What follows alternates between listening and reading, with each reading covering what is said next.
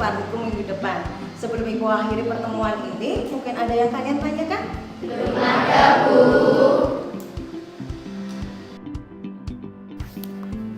Saya sudah 11 tahun mengajar IPA di sekolah ini. Saya senang ketika melihat murid-murid saya berhasil memahami apa yang sedang dipelajari.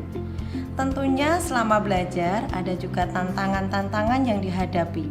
Dulu saya menghadapinya sendirian. Semua guru IPA fokus saja di kelas yang diajar. Namun begitu ada komunitas belajar, semua tantangan bisa didiskusikan bersama. Kami merasa tidak sendirian lagi. Komunitas belajar digagas oleh kepala sekolah saya mulai dari awal semester ini. Di awal beliau membentuk tim kecil, setelahnya beliau mengundang semua guru dan tenaga kependidikan lainnya untuk meyakinkan pentingnya komunitas belajar. Di sekolah saya disepakati kegiatan komunitas belajar dilaksanakan setiap hari Jumat pukul 9 sampai 10 pagi. Saya ditunjuk sebagai tim kecil oleh kepala sekolah sekaligus mendapat kepercayaan sebagai koordinator komunitas belajar IPA di sekolah saya. Jumlah guru IPA di sekolah saya ada 8 orang termasuk saya.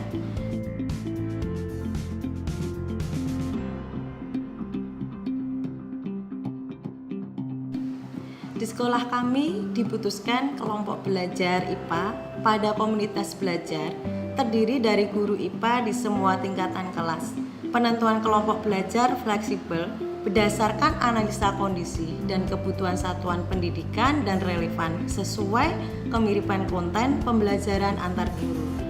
Di satuan pendidikan lain bisa jadi kelompok belajarnya berbeda, misalnya sama-sama guru IPA namun dibentuk kelompok per tingkatan kelas. Awal komunitas belajar IPA dibentuk, hal ini merupakan sesuatu yang baru di sekolah kami. Kami terbiasa dengan MGMB IPA, namun dilaksanakan pada tingkat kecamatan. Sebelum pertemuan pertama dilakukan, saya mengajak semua guru untuk hadir. Awal pertemuan tidak berjalan lancar. Guru yang hadir hanya 4 orang dari 7 guru IPA, tapi saya menghargai guru yang sudah hadir dan tetap melaksanakan agenda yang sudah disiapkan. Terima kasih Bapak Ibu sudah hadir. Bagaimana kondisi Bapak Ibu hari ini? Baik, Bu. Sehat. Awal semester semangat baru nih, Bu. Penasaran sama komunitas belajar, Bu? Saya juga, Bu. Ini yang lain kemana? Kok tidak gabung dengan kita? Awalnya saya mengajak guru-guru merefleksikan kondisi murid secara bergantian. Lalu saya juga menanyakan pertanyaan kritis pertama, yaitu apa yang murid-murid kita perlu pelajari dalam mapel IPA? Dari jawaban-jawaban tersebut memantik guru-guru untuk mengidentifikasi materi atau pembahasan apa saja yang masih perlu dipelajari oleh murid-muridnya. Ada yang merasa perlu penguatan di materi-materi sebelumnya. Namun ada juga yang sepertinya butuh pengayaan materi karena murid-murid lebih cepat memahami bahasan tersebut.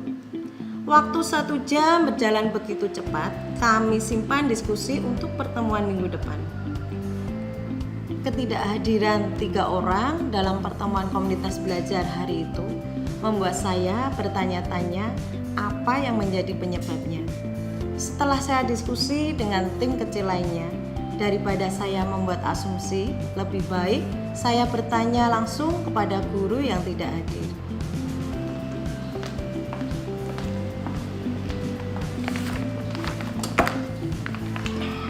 Apa kabar, Pak?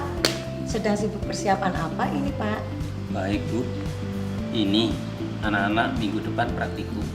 Oh iya, saya juga sudah praktikum dengan anak-anak. Oh iya, kemarin berhalangan hadir di pertemuan Kombel. Ada kendala apa ya, Pak? Wah, pertemuan seperti itu sebetulnya saya enggan, Bu. Saya belum menguasai teknologi-teknologi.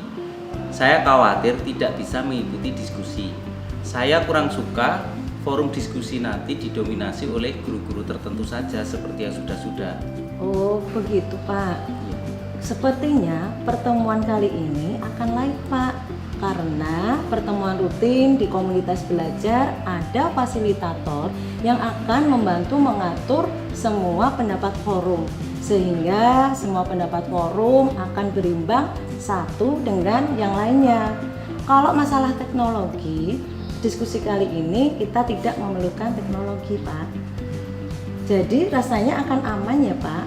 Kalau tidak ada kendala yang lainnya, saya tunggu kehadirannya minggu depan ya, Pak. Beberapa jawaban lainnya yang saya dapatkan antara lain merasa kurang sreg jika belajar dari guru-guru yang lebih muda. Khawatir juga akan ditertawakan jika tidak mengetahui sesuatu hal yang sedang didiskusikan. Saya meyakinkan jika dalam pertemuan komunitas belajar akan dibantu oleh seorang fasilitator dalam diskusinya, sehingga tidak akan ada dominasi dalam forum tersebut dan fokus pada diskusi mengenai murid. Saya juga mengingatkan bahwa kami telah menyepakati nilai kesetaraan dalam belajar. Semua bisa menjadi guru, namun semua juga murid. Pada pertemuan selanjutnya, 2 dari 3 orang guru yang sebelumnya tidak hadir, kali ini hadir bersama kami. Saya menjadi makin bersemangat.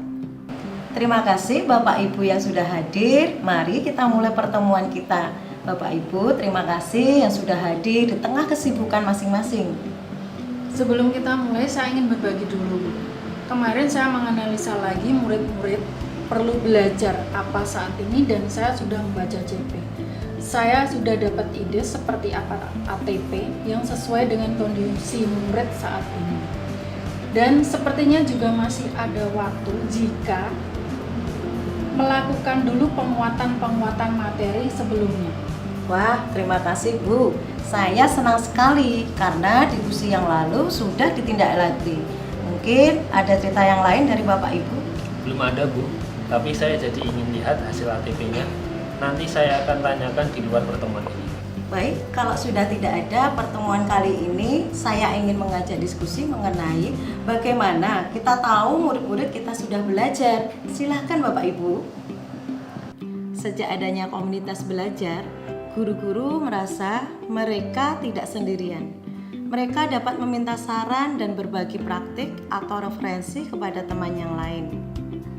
Menurut saya, komunitas belajar ini meringankan kerja sebagai seorang guru yang mulanya sendiri-sendiri saat ini menjadi kerja kolaborasi. Masing-masing dapat berbagi sumber dayanya. Seiring berjalannya komunitas belajar, ada cerita-cerita baik yang bermunculan. Setelah saling berbagi strategi, perencanaan pembelajaran bersama-sama dan diterapkan di kelas masing-masing murid menjadi mudah paham, terutama untuk murid-murid yang kesulitan belajar. Hasil asesmen murid juga mengalami peningkatan. Saya menemukan semangat kolaborasi antar guru untuk membicarakan hal-hal seputar murid. Saya menceritakan hal ini kepada rekan tim kecil, mereka juga merasakan hal yang sama dengan atmosfer kolaborasi yang sedang terjadi. Saya sangat mengapresiasi perubahan-perubahan positif yang bergulir. Ini menambah semangat dan keyakinan kami bahwa tidak ada upaya yang sia-sia jika dilakukan dengan ketekunan dan kerja keras.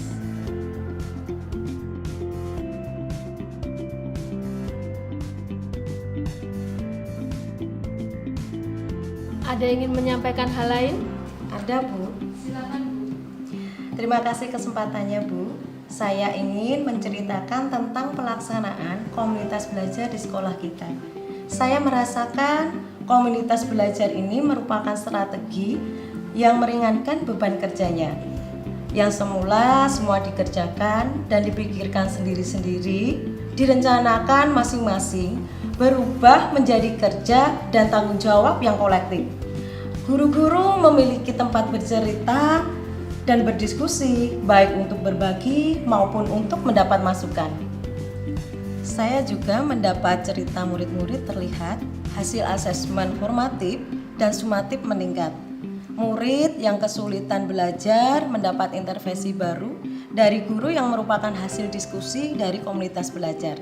Saya menyampaikan terima kasih pada rekan-rekan dan tim kecil yang sudah membersamai saya dalam komunitas belajar dan anggota komunitas belajar yang sudah meluangkan waktu, tenaga, dan pikirannya untuk hadir dalam komunitas belajar. Saya rasa kita sudah pada upaya untuk meningkatkan hasil belajar murid dan terima kasih untuk kerja dan kolaborasinya. Itu saja yang saya sampaikan pada Ibu Kepala Sekolah dan rekan-rekan yang lain. Cerita-cerita yang terjadi sebagai hasil dari komunitas belajar saya bagikan di rapat Dewan Guru. Saya merasa perlu membagikannya. Saya paham kegiatan komunitas belajar di sekolah kami masih jauh dari kata sempurna. Tapi saya orang yang sangat yakin bahwa jika konsisten dilaksanakan, kegiatan komunitas belajar ini menjadi salah satu strategi yang sangat efektif dalam meningkatkan hasil belajar murid. Saya mendorong sekali satuan pendidikan memiliki komunitas belajar. Saya tahu betul akan menghadapi banyak tantangan, tapi saya juga makin percaya jika manfaat dari komunitas belajar juga sangat besar untuk murid kita. Membangun komunitas belajar di awal-awal tidak perlu menunggu kondisi yang ideal. Tidak perlu juga menunggu semua guru mendukung. Mulai saja dilakukan dengan membentuk tim kecil, menyepakati nilai dari komitmen bersama, dan selalu mendiskusikan keadaan murid melalui 4 pertanyaan kritis dalam siklus tertutup. Memiliki waktu belajar rutin mingguan. Saya ingin banyak guru-guru membuktikan bahwa komunitas belajar mampu memberikan transformasi pada pembelajaran di satuan pendidikannya masing-masing.